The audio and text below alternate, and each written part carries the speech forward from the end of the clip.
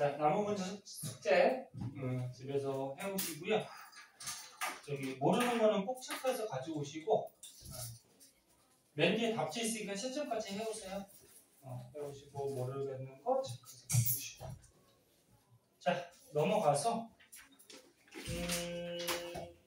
그 뒤에 이제 55쪽에 주기율표가 나오네요. 자, 주기율표 한번 보도록 할게요. 자, 봅시다.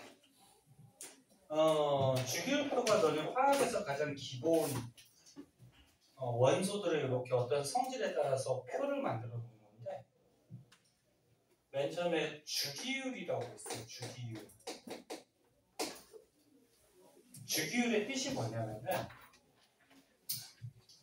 어떤 기준에 따라서 원소들을 배열하는데, 기준에 따라서 원소들을 배열하다 보면은 일정한 간격으로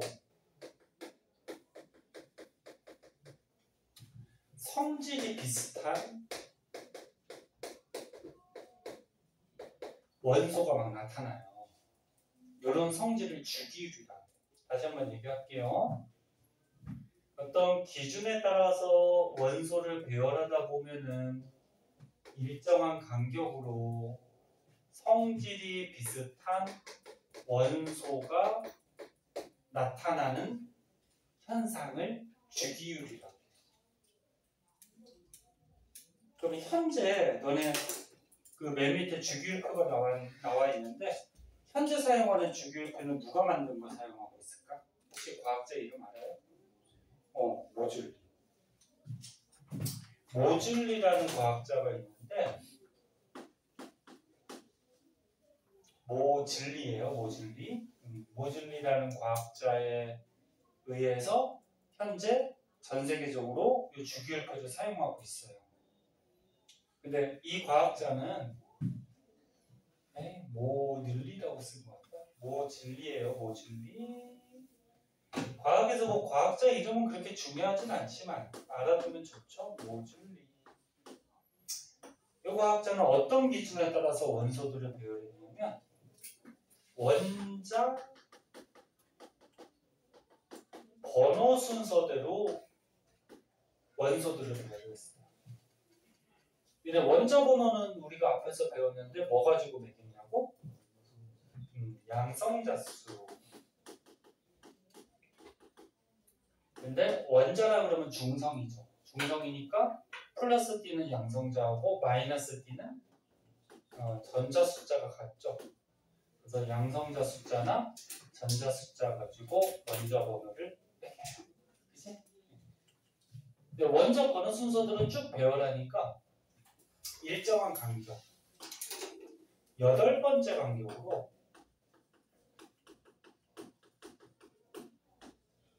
성질이 비슷한 원소들이 막 나타나더래요. 이런 현상을 발견을 했어요. 그래서 원자 번호 순서대로 배열하면 얘는 1번부터 20번까지 외웠죠. 다 외워서 알고 있을 텐데 주기율표 배운 사람들도 있고. 1번부터 한번 봅시다. 누구 시켜볼까? 대원이 시켜볼까? 저는 앞글자만 한번 외워볼까? 수.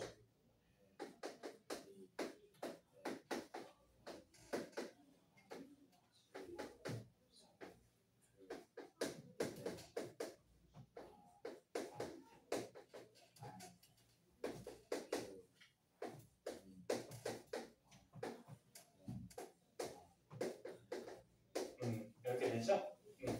이거는 20번까지 이거 외우셔야 되고요. 이거 고등학교 때도 계속 쓰여요. 고3 때까지, 수능 볼 때까지 계속 쓰여요.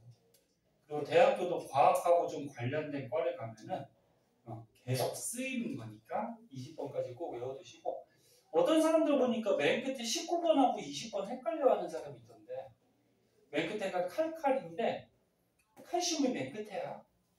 이거 헷갈려하는 사람 같거든요. 자, 그래서 원자 번호 1번, 즉 양성자 1개부터 원자번호 20번, 양성장 20개까지 이렇게 순서대로 배열을 했더니 몇 번째 간격으로? 8번째 간격으로 성질이 비슷한 게 좀 나타나요. 그래서 헬륨에서 8번째 가면은 누구니? 하나, 둘, 셋, 넷, 다섯, 여섯, 일곱, 여덟, 네온이죠? 여기서 또 8번째 가면 아르곤. 얘네가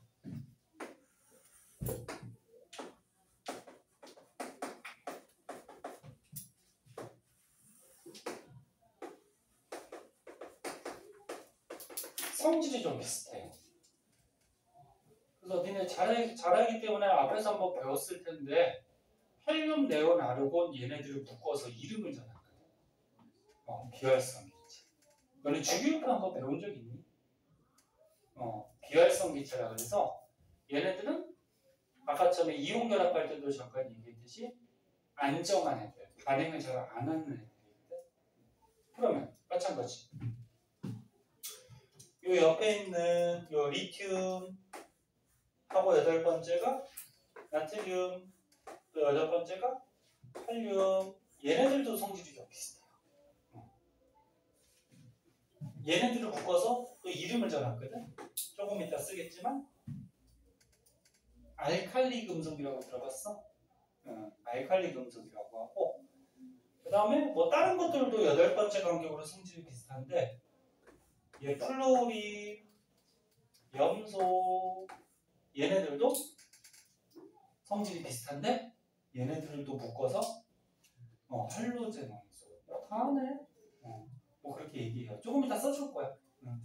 그래서 여기서 일단 알아둘 거는 현재 쓰고 있는 주기율표는 모즐리라는 과학자가 원자번호 순서대로 배열했을 때 8번째 간격으로 성질 비슷한 현상을 발견을 하고, 즉 주기율을 발견을 하고 그거를 편하게 표로 만들어 둔 게 주기율표예요. 그래서 주기율표는 조금 이따 그릴까?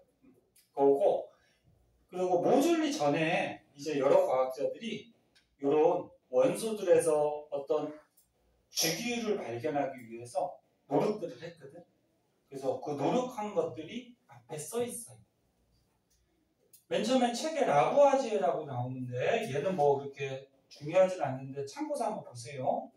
라부아지에는 주기율을 발견하지는 못하고 그때까지 알려진 33종의 원소를 뭐 4종류로 분류했대요. 참고삼아 그냥 한번 보고. 그리고 데베라이너라는 과학자가 있는데 얘는 한번 볼까? 어디다 쓸까? 데베라이너. 어떤 나라 과학자인 거 같니? 어디? 벨기에? 어디? 독일? 그때 이제 유럽이 이런 과학 같은 것들이 옛날에 많이 발달했었죠. 독일 사람인가 그럴 거예요. 궁금하면 저기 검색창에 한번 쳐보세요. 지금 쳐봐? 모즐리는? 어느 나라 사람이야? 영국? 미국? 여태까지 뭐 미국은 신대륙이지, 그지? 여태까지 미국이 그렇게 뭐 과학에 대해서 그렇게 발달하지는 못했을 거예요. 다 유럽 쪽일 거야. 한번 찾아봐요. 자, 데베라이너라는 과학자가 있는데 이 과학자는 마찬가지 주기율을 발견한 건 아니고 새쌍 원소설이라고 해서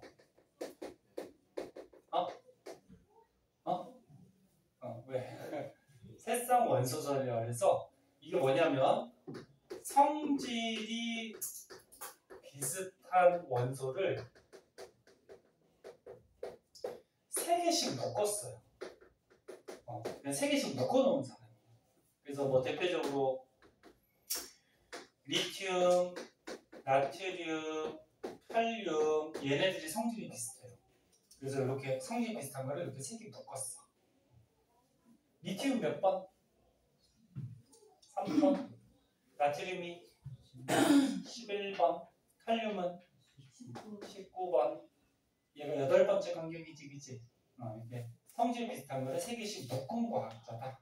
그 정도만 좀 알아두시고. 그 다음에 유렌즈라는 또 과학자가 있는데, 유렌즈 과학자는 옥타브 법칙이라 해서 8번째마다 성질이 비슷한 게 좀 나타나더라. 그런 성질을 처음 좀 알아낸 사람이에요. 근데 그거를 이제 모줄리가 완벽하게 정리한 건데, 유렌즈하고 모줄리가 약간 다른 점은 뭐냐면, 유렌즈는 원소들을 무슨 순서로 배열했대요? 원자량 순서. 그러니까 원자 번호하고 원자량은 좀 달라요. 몇다 쓸까? 원자 번호는 아까 얘기했듯이 양성자나 전자 숫자 가지고 매기는 거고, 원자 번호는 그리고 원자량은 뭐지? 원자량은 말 그대로 원자의 뭐야? 질량인데, 너네 원자의 질량을 따질 때는 전자가 너무 가벼워서 전자 질량은 어떻게 할까? 무시해버려요. 너무 가벼워. 그래서 양성자 수하고 중성자 수, 요거 2개 더해서 원자의 질량을 따져줄게. 실제로 너네 전자보다 양성자나 중성자가 한 1600배 가량 무거워요. 그럼 거꾸로 얘기하면 양성자, 중성자보다 전자가 1600배 정도 가벼워요.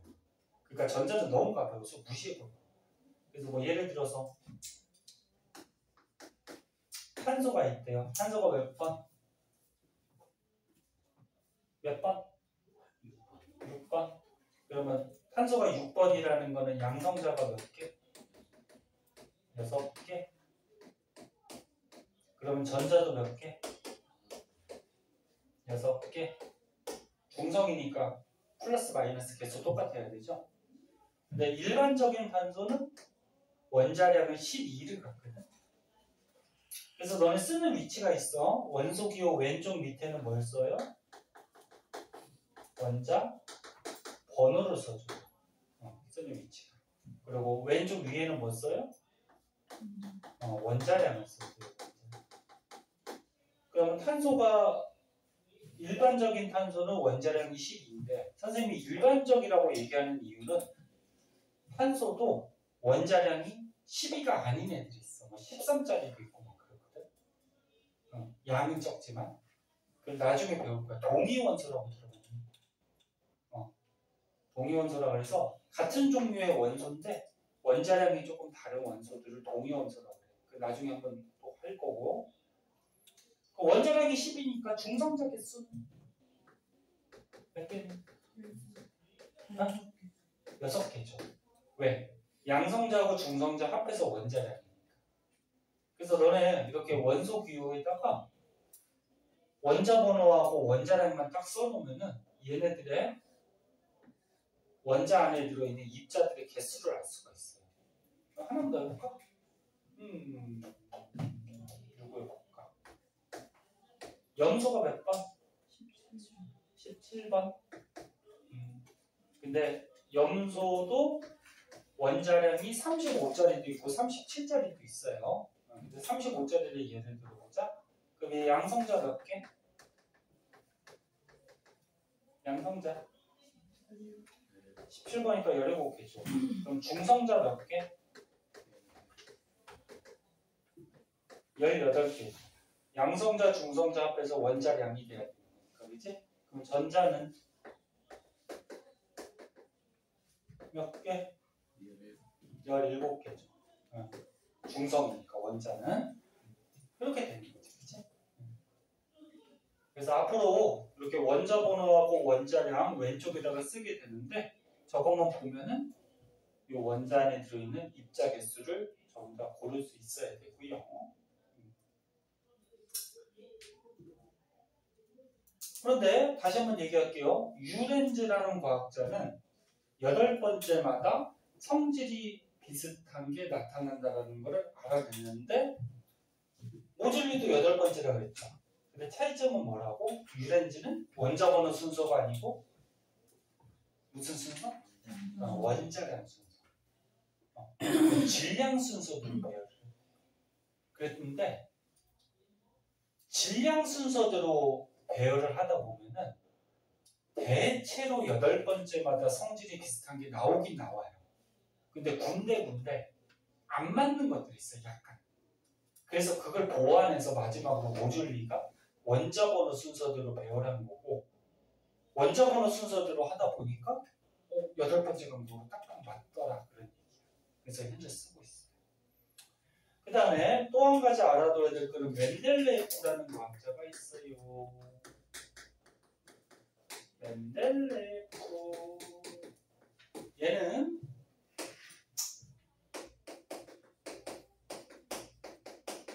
원자량 순서대로 원자 번호 아니고 원자량 순서대로 원소들을 배열해서 최초로 주기율표를 만들어요.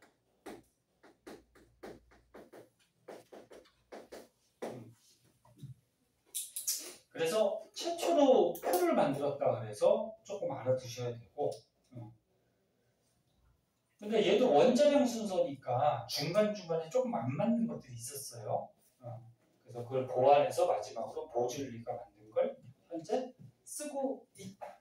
그렇게 알아두시면 되고요. 그럼 이제 주기율표에 대해서 좀 자세히 볼게요. 선생님 너네 맨 처음 수업할 때 선생님 주기율표 한번 설명해 주지 않았니? 그치? 그럼 기억들 그래서 기억 잘하고 있나?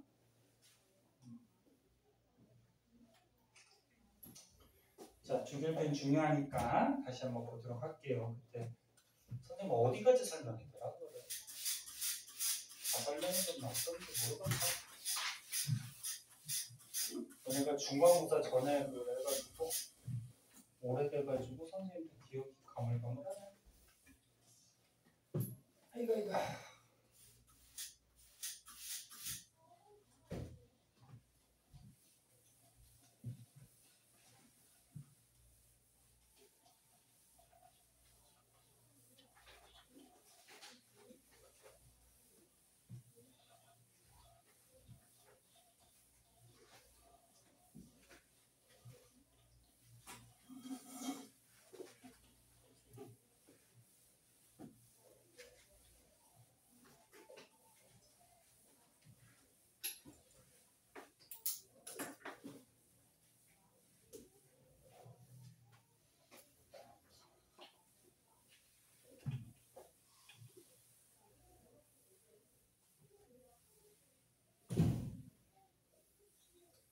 자, 주기율표.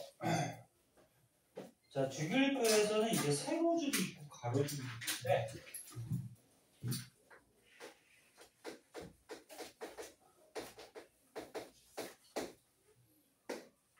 그때 너네 한번 배웠으니까 세로줄을 뭐라 그러니? 조기라 그러니? 주기라 그러니? 세로줄. 이거 애들 은근히 헷갈려하더라. 조기예요. 세로줄을. 조기야잉? 뻥치는 거 아니야 조기야? 조기고 세로줄이 1쪽부터 몇 쪽까지 있어? 18쪽까지 있죠. 18쪽까지 있어요. 근데 선생님이 여기에 3쪽부터 12쪽을 왜 안 썼냐면은 그 3쪽부터 12쪽은 우리가 20번까지만 알면 되거든. 20번까지는 3쪽부터 12쪽에 들어가질 않아요. 그래서 뭐 문제 같은 데나 고등학교 때도 이 3쪽에서 12쪽은 배우지 않아요. 그래서 1, 2 다음에 13쪽으로 넘어가서 족은 18쪽까지 있는데 그럼 여기다 써볼까? 족 세로줄이에요. 족은 뭐 가지고 매기냐면은 원자과 전자 숫자로 매겨요. 원자과 전자 뭐지? 원자과 전자 288하고 남는 거, 그치? 그래서 예를 들어서 뭐 산소가 있다 그러면 산소가 8번이에요. 그러면 전자가 8개죠. 그리고 양성자도 8개. 근데 첫 번째 전자 껍질에는 전자가 최대 몇 개 들어가? 2개. 그리고 두 번째 껍질부터는 8개씩 들어갈 수 있죠. 근데 288하고 남는 거. 그럼 얘는 26이죠. 8개 되려면. 그러면 원자가 전자가 몇 개? 6개죠. 그 원자가 전자가 6개니까 몇 쪽에 있을까? 16쪽이. 1쪽이 원자가 전자가 하나, 2쪽은 2개. 그리고 1번부터 20번까지는 3족부터 12족은 없거든요. 13족이 3개, 14족은 4개, 15족은 5개, 16족은 6개, 18족은 7개, 17족은 7개, 18족은 0개. 네? 원자가 전자가 8개가 될 수는 없죠. 예를 들어서 마그네슘이라고 그러면 마그네슘이 12번인데 양성자 12개에다가 전자가 2, 8, 그 다음 얼마야? 2 이렇게 되죠. 그죠? 그럼 원자가 전자가 2, 8하고 남는 거니까 8개가 나올 수가 없단 말이야. 0개를 얘기하는 이제 졸려? 에어컨 틀어줘? 아니 한 대 때려줘? 자, 졸려서 좀 참고. 자, 그래서 원자가 전자 0개짜리는 뭐 대표적으로 뭐 이런 거 있어요. 네온이 있다 그러죠. 네온이 10번이에요. 그럼 양성자 10개에다가 전자가 어떻게 돼? 2, 8 하고 끝나지. 그러면 2, 8하고 남는 게 원자가 전자니까 얘는 원자가 전자 몇 개? 0개죠. 2, 8하고 남는 거. 응? 가끔 너네 문제 풀 때 체외각 전자라는 말이 나오는데 체외각 전자는 말 그대로 뭐야? 가장 바깥쪽에 있는 전자. 그럼 네온의 체외각 전자는 몇 개? 8개예요. 가장 바깥쪽에. 근데 원자가 전자는 2, 8하고 남는 거니까 0개. 그러면 마그네슘의 원자가 전자는 몇 개? 2개죠. 그러면 체외각 전자는 2개. 이렇게 됩니다. 자, 그러면 산소는 원자가 전자가 6개니까 몇 쪽에 있어요? 16쪽에 있어요. 표에서 보면. 그리고 마그네슘은 원자가 전자 2개니까 몇 쪽에 있어요? 2쪽에 있죠. 그리고 네온은 원자가 전자가 0개니까 몇 쪽? 18쪽에. 이렇게 배치를 해놓은 거예요. 그런데 요 원자과 전자 숫자가 같은 놈들은 성질이 좀 비슷해요. 그래서 배치를 한번 해볼게요. 주기로 먼저 할까? 그럼 이거 먼저 넘어가보자. 근데 가로줄을 뭐라 그래? 주기. 주기는 1주기부터 몇 주기까지? 7주기까지 있어요. 주기는 7주기까지 있는데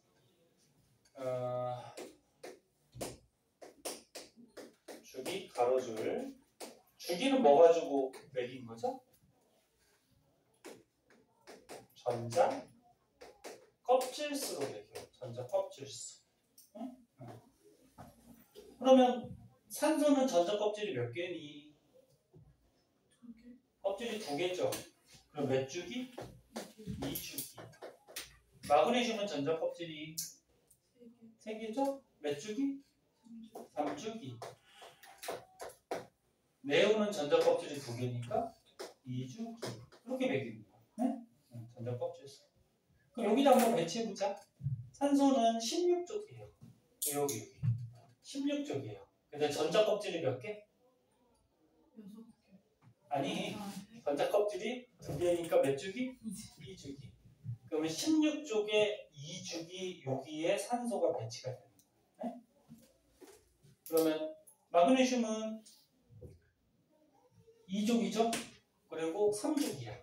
그러면 3주기 2족에 여기에 마그네슘이 배치가 되는 거고, 그 다음에 네온은 원자과 전자 0개니까 18쪽이죠? 18쪽에 2주기.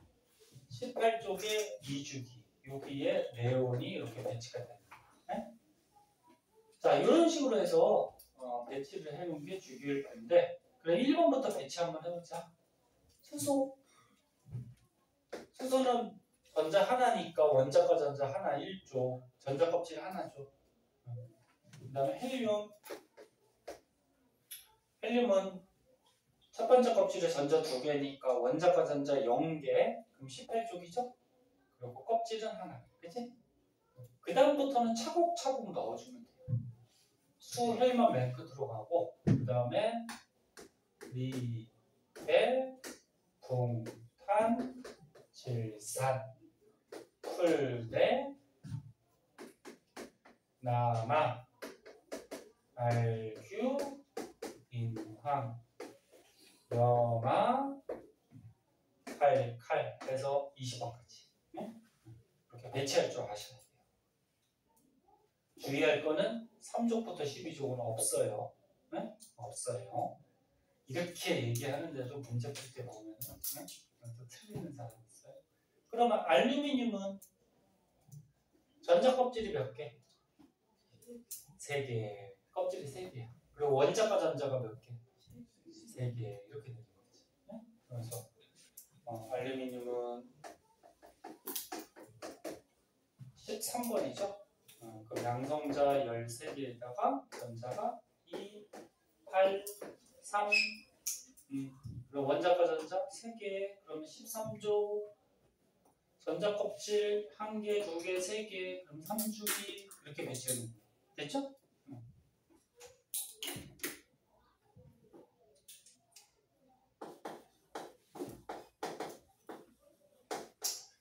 자, 그래서 20번까지만 배치할 줄 알면 되고 20번 이후는 뭐 배치할 필요는 없어요. 거기 지금 책에 그 색깔로 해가지고 뭐 이렇게 원소들 좀 적어놨는데 아, 너는 흑백이냐? 아, 흑백이냐? 왜 선생님 것만 색깔이지? 미안해요. 너는 흑백으로 뽑아주는 거예요. 얘네 원소들 중에 금속이 많다, 비금속이 많다? 아까 얘기해 주신 금속이 많아요. 금속은 대체로 요 가운데나 왼쪽에 있는데 금속이 훨씬 많아. 그리고 비금속이 적어요. 그래서 주기율표에서 한 가지 더 알아둘 거, 금속 원소가 비금속 원소보다는 많다. 그리고 중금속이라고 있거든. 중금속 원소라고 그래서 여기서 보면은 뭐 붕소나 규소 이런 것들이 중금속 원소인데 중금속 원소는 어떤 원소 얘기할까? 애매한 거. 맞아, 애매한 거야. 그러니까 뭐가 애매해? 금속하고 비금속의 성질이 둘 다 있는 애. 네? 그럼 금속은 전기 통하죠. 비금속은 안 통하죠. 그럼 준금속은 통하게 할 수도 있고 안 통하게 할 수도 있고 경우에 따라서. 그래서 중금속은 금속과 비금속의 뭐 중간적인 성질 또는 두 가지 성질을 다 갖고 있는 이런 원소들도 있어요. 그리고 원소는 종류가 몇 가지 정도가 있을까? 약 120여 종 있어요, 종류가.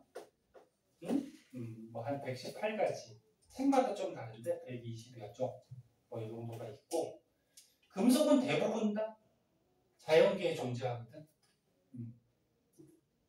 그런데 사람이 인공적으로 만든 원소도 있어요. 뭐 대표적으로 실리콘 같은.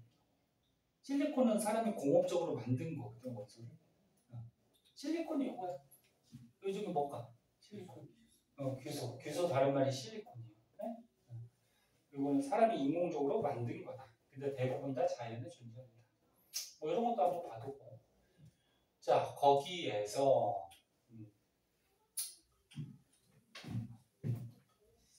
같은 세로줄에 원자과 전자가 같은 애들은 성질이 어떻다 그랬어? 비슷하다 그랬죠. 그래서 너네 1쪽에 있는 애들 성질이 비슷한데 근데 주의할 거 수소가 항상 얘 주의하라 그랬어요. 얘가 별난 놈이야. 별종이야. 수소는 금속이야 비금속이야? 얘 비금속인데 왼쪽에 와 있어. 너네 보통 금속들이 왼쪽에 있거든. 그래서 1쪽에서 수소를 빼고 수소를 제외하고 얘는 금속이 아니라서 나머지 것들이 성질이 비슷한데 얘네들을 묶어서 이름 전환 따랬죠. 뭐라 그랬어? 알칼리 금속. 금속이 성질이 비슷한 거야. 같을 수는 없어요. 원소가 다르니까. 그 다음에 이족도 마찬가지. 원소들이 성질이 비슷한데 이족은 뭐 알칼리 토금속이라 그러는데 잘 안 나와요. 그 다음에 13족도 비슷하고 막 이렇게 돼. 근데 너네가 알아둬야 될 거는 17족. FCL하고 요거 20번이 넘어가는데 밑에 것도 잘 나오거든. 브로민하고 아이오딘까지 알아두세요. FCL, BRI까지. 얘네들 묶어서 이름 전했는데 뭐라 그래? 할로젠 원소. 얘네들이 어떤 성질이 있는지는 이제 뒷장이 나올 거예요. 그 다음에 18쪽도 알아둬야 되죠. 얘네들 묶어서 이름 전했어요. 뭐라 그래? 비활성 기체. 이 비활성 기체부터 먼저 하면은 얘네들은 전자가 첫 번째 껍질에 둘, 첫 번째 둘, 두 번째 여덟, 첫 번째 둘, 두 번째 여덟, 세 번째 여덟. 그래서 안정한 전자 배치를 이루고 있기 때문에 안정한 애들이고 안정한 애들이니까 잘 반응을 해야 안 해? 반응을 잘 안 하고 그럼 반응을 안 한다는 얘기는 지 혼자 다녀요. 응? 지 혼자. 다른 거랑 결합을 안 해요. 그리고 기체들이 어떤 상태일 때? 상온이 뭐야? 평상시 온도죠. 높은 온도가 아니고 평상시 온도에서 기체로 존재해요. 그리고 아까 선생님이 얘기했듯이 너네 금속들은 가운데나 왼쪽에 있다 그랬는데 왼쪽 아래로 가면 갈수록 금속의 성질이 커져요. 왼쪽 아래로 갈수록. 근데 금속들은 이온될 때 무슨 이온 된다? 양이온 된다 그랬죠. 그래서 왼쪽 아래로 갈수록 물에 녹아서 양이온이 잘 돼요. 그리고 금속성이 크다는 건 뭐냐면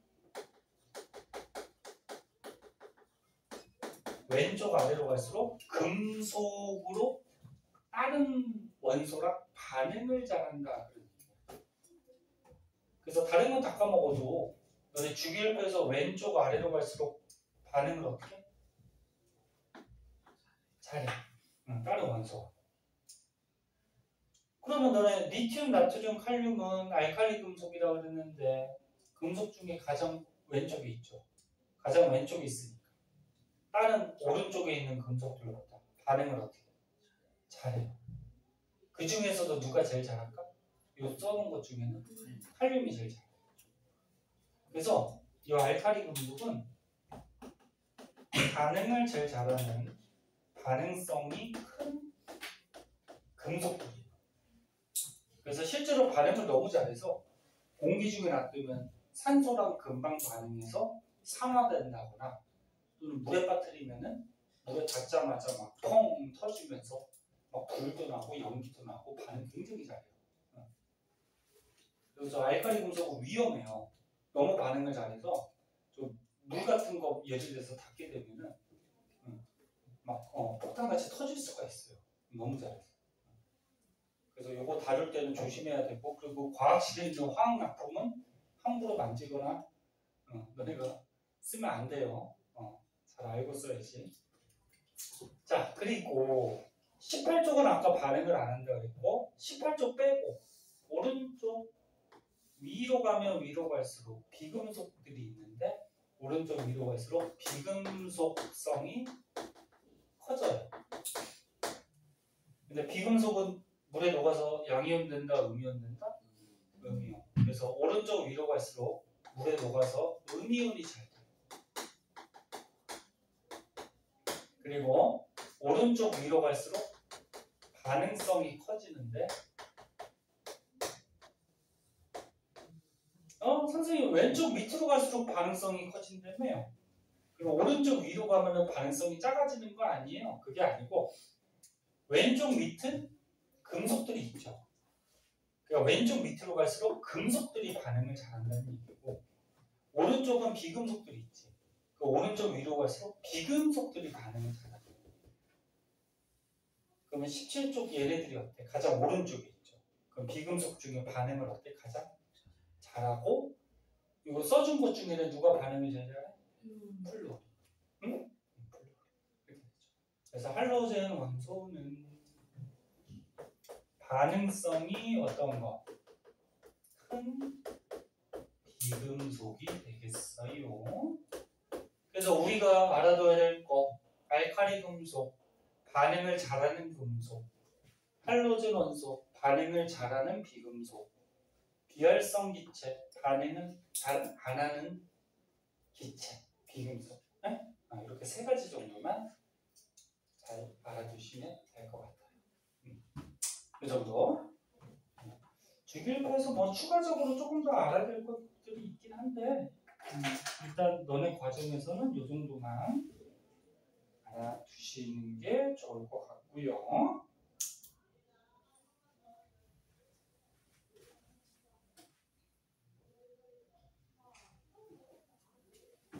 자, 한 장 넘겨볼까요?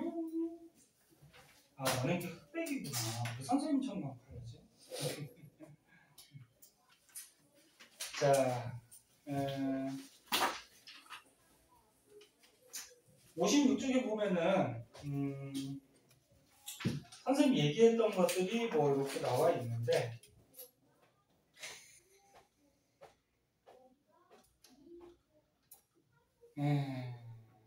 거기 뭐 단주기형 주기율표, 뭐 장주기형 주기율표 이런 거 몰라도 되고 그 필요 없어요. 선생님 설명한 거 정도만 좀 알아두시면 되고 그 다음에 이거 알칼리 금속 할로젠 원소 비활성 기체 특징점들이 나오는데 그거 하기 전에 오른쪽에 보면은 오른쪽 저기 57쪽 한번 보세요. 57쪽에 주기율표 간단하게 그려져 있죠. 거기 써준 거 이거예요. 왼쪽 아래로 갈수록 금속성 커지고 오른쪽 위로 갈수록 비금속성 커지고 18쪽은 제외하고 그거 얘기하고 그 57쪽에 표가 하나 있거든. 그 표를 한번 볼까? 자, 그건 정리를 한번 해줄게요. 네, 사진 찍었니?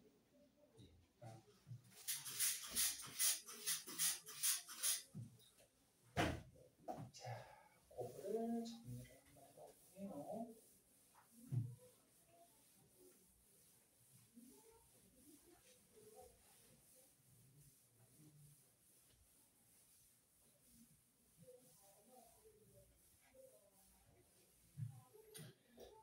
그 책에 표로 잘 나와 있긴 하지만 여기다가 한번 메꿔 봅시다.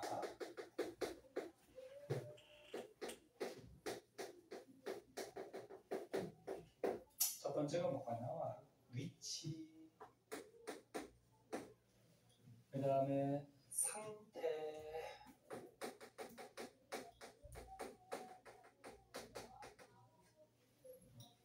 그 다음에 이온,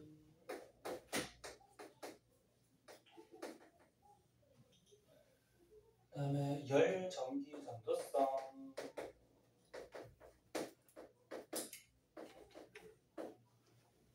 그 다음에 그냥 다 묶어서 특징이겠지. 특징. 이렇게 한번 볼게요. 자, 아까 얘기했듯이 주기율표에서 금속들은 어디에 보통 위치한다? 가운데나 어디에? 네? 가운데는 어디? 왼쪽에. 그치? 가운데나 주기율표에서 왼쪽에 어떤 금속들이 위치하는데 누구 주의하라고 그랬어? 수소 빼고. 수소는 금속도 아닌데 지 혼자 왼쪽에 가 있어요. 제가 빼고 주의하세요 항상. 그럼 비금속은 어디 위치해? 오른쪽에 보통 위치하고 있어요. 그리고 상온이 평상시 온도라고 했어. 평상시 온도에서 금속들은 무슨 상태로 존재할까? 고체로 보통 존재하죠. 근데 액체가 하나 있어요. 수온 Hg. 얘는 액체로 존재해요. 그 다음에 비금속들은 기체가 많고요. 그 다음에 고체로 존재하는 것들도 있고요. 액체 비금속 하나 있죠. 누구? 비금속 중에 액체. 브로민. 얘는 액체로 존재해요. 그 다음에 이온. 금속들은 물에 녹아서 양이온이 돼요? 음이온이 돼요? 금속들 양이온이 보통 되죠? 전자를 잃어서, 그치? 근데 누구 제외하고? 아니다. 제외가 아니지. 금속은 양이온 되죠, 그죠? 그 다음에 비금속들은 물에 녹아서 무슨 이온 돼요? 음이온이 돼요. 근데 아까 처음에 너네 앞에 거 배울 때 한번 얘기했는데 수소는 비금속인데 얘가 양이온이 되게 생겼어요. 이온이 될 때. 수소 항상 별종이에요. 유실이같이. 그 다음에 열, 전기, 전도성. 열하고 전기가 금속은 어때? 잘 통하니 안 통하니? 잘 통하죠. 그래서 열, 전기, 전도성이 있다 또는 높다 이렇게 얘기하는 거고, 비금속들은 일반적으로 잘 안 통해요. 근데 비금속 중에 또 통하는 것도 있거든. 뭐 흑연 같은 거, 연필심. 연필심은 무슨 원소로 돼 있죠? 탄소로 돼 있는데 걔는 또 전기가 통해요. 근데 그 탄소가 어떻게 배열하느냐, 결합하느냐에 따라서 좀 다르긴 한데 일반적으로 뭐 이렇게 돼요. 그다음 특징. 최근 무슨 특징 나왔어? 특징. 요거 나왔구나. 금속들은 연성과 전성이 있어요. 연성이 뭐라 그랬지? 앞에서 한번 얘기한 거 같은데. 뽑힘성. 금속들은 너의 용광로에 녹여가지고 철사같이 가느다랗게 뽑아낼 수가 있죠. 전성은 뭐니? 펴짐성이라고 해서 금속은 망치 같은 걸로 꽝꽝 두드리면 펴지죠. 저와 나도 무슨 생각? 지루해? 이거만고 좀 저기 할게요. 연성, 전성이 있어요. 비금속은 당연히 이런 거 없고요. 그다음 솔직히 뭐가 나왔어? 금속들은 너는 광택이 나죠. 보통은 은백색의 광택이 나는데 햇빛 받으면. 근데 금속이라고 전부 다 은백색이 나오는 건 아니죠. 금은 무슨 색깔이야? 금색, 노란색이죠. 걔는 은백색이 아니고, 근데 대체로 다 은백색이고. 그 다음에 거기에 환원성이 있다 그랬는데 산화하고 환원은 뒤에서 한번 나올 거예요. 그때 가서 좀 설명을 해주고. 산화환원 배웠나? 산화가 뭔데?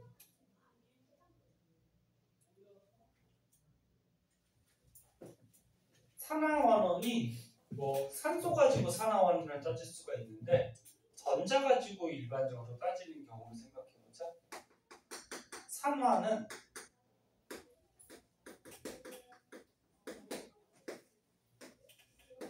전자를 잃었을 때 산화했다. 환원은 전자를 얻었을 때 환원했다 그러거든. 근데 금속은 이온 될 때 무슨 이온이 될 때? 양이온. 그럼 전자를 얻어요, 잃어요? 잃죠. 그럼 전자를 잃으니까 산화가 되죠. 그러면 산화된다라고 하면은 잘 봐. 산화가 됐어. 그럼 공기 중에 산화된 금속들이 있어요. 응? 그러면 공기 중에 너네 전자들이 있거든. 그러면 이 산화된 산화된 금속이 있으면 공기 중에 전자가 다시 결합을 해서 환원이 되려는 또 성질이 있어요. 그러니까 무슨 얘기냐면 거기 환원성, 뭐 산화성 뭐 이렇게 써놨는데 이거는 뒤에 산화환원 반응을 한번 배워야 돼. 산화환원이라 해서 산소를 얻고 잃고 전자를 얻고 잃고 이런 거에 따라서 나누는 게 있거든. 그거를 한번 배우면 이거 이해가 될 거예요. 그래서 이거를 일단 건너뛰고 그 다음에 요거는 비금속은 어떤 성질일 때 기체로 존재하는 게 많다. 그리고 거기서 물에 녹았을 때 뭐 염기성이 되고 산성이 되고 뭐 이런 거 있거든. 근데 모든 금속이 뭐 물에 녹아서 염기성이 되고 모든 뭐 비금속이 물에 녹아서 산성이 되고 그런 건 아니거든. 그래서 이 내용은 선생님 안 써준 거 있잖아. 그 내용은 굳이 알 필요는 없어요. 모든 게 다 그렇게 되지 않기 때문에 그렇게 되는 원소들이 있어. 그래서 선생님 써준 정도만 좀 알아두시고 뭐 어렵지 않으니까. 그리고 저거 있죠. 그 알칼리 금속하고 할로젠 원소하고 비활성 기체 성질들이 있어. 얘네들은 조금 자세하게 알아야 되거든. 그래서 책에는 몇 가지 안 적혀 있는데 그거는 자세하게 알아야 돼서 조금 이따가 시간 될 때 한번 하고 일단 진도는 여기까지 잠깐 스톱하고요. 주관평가 한번 보고 저번 시간에 배웠던 이온결합 있죠. 공결합 그거 고등학교 문제를 좀 뽑아왔거든. 너는 중학교는 잘하니까. 네? 고등학교 문제를 한번 풀어보고 풀이 좀 하고 그 다음에 시간 남으면 그거 이어서 좀 설명을 할게요. 알잖아. 너가 제일 잘하는 거.